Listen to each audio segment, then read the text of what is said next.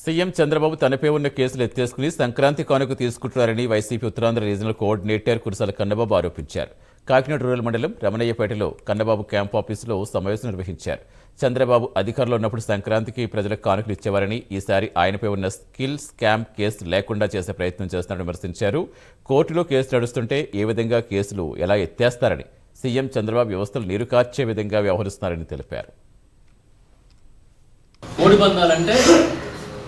అసలు అరాచకం, కోట్లాది రూపాయల చేతులు మారిపోతున్నాయి. ఇప్పుడు కేపీఎల్ కోడి పందాలు లీగ్, వాళ్ళ శాసనసభ్యులే దాని నిర్వహణ, అది కూడా గొప్పగా కలర్ ఫోటోలు వేసి పేపర్లు వేస్తున్నారు.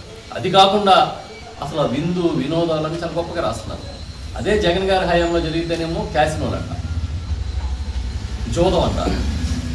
అదే చంద్రబాబు నాయుడు గారి హయాంలో జరిగితే సాంప్రదాయం, సంస్కృతి, ప్రతిబింబం, ఇలాంటి పదాలన్నీ వాడుతున్నారు. సుప్రీంకోర్టులో ఉన్న కేసు మీద మీరు ఇంకా స్ట్రాంగ్గా నిలబడి దాన్ని కోర్టులో ఎదుర్కోవడం మానేసి మీకు మీరే సర్టిఫికెట్ ఇచ్చుకుంటే చెల్లుబాటు అయిపోతుందా?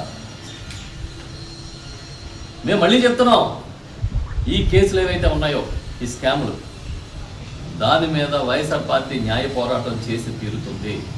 మీరు ఎత్తేసుకున్నా కూడా మీకు సొంత పార్టీ కార్యకర్తలుగా పనిచేస్తున్న అధికారులు కొంతమంది,